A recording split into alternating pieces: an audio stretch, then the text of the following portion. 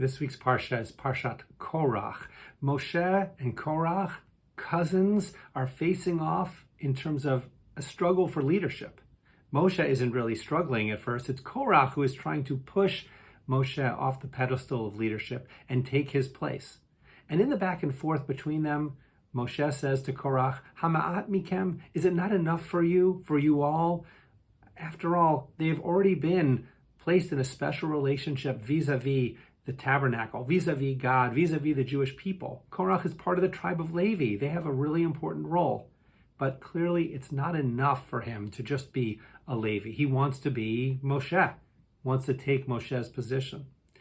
And this Hama'at mikem, is it not enough for you, that Moses says to Korah, is a question that I think we should be asking ourselves.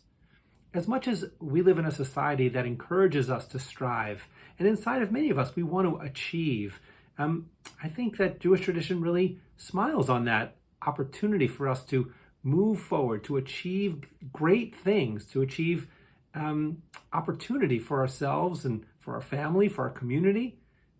But it also asks us to ask ourselves, Hama'at mikem, does what you have make you unsatisfied? Is it not enough? And I think the answer has to be that it has to be enough. We have to be able to be satisfied with who we are, with where we are. Pirkei Avot, Ethics of the Father, says that the person who is wealthy is the person who is satisfied with what he has. Balancing this idea of striving and trying to attain, along with being satisfied with where we are, is a bit of a dilemma, but one that each one of us needs to work on defining and balancing out. A life full of striving and feeling like we never get to the goal is a life of feeling really that we are really lacking, when instead what we should be feeling is that what we have is enough. What we have is sufficient.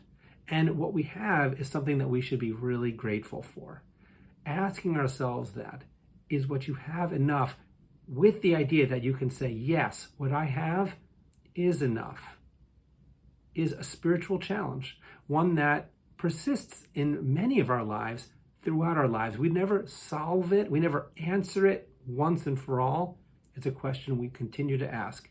And hopefully as we mature spiritually, we can continue to find ourselves answering the question that wherever we are, it is enough. We are satisfied and we are grateful. Shabbat Shalom.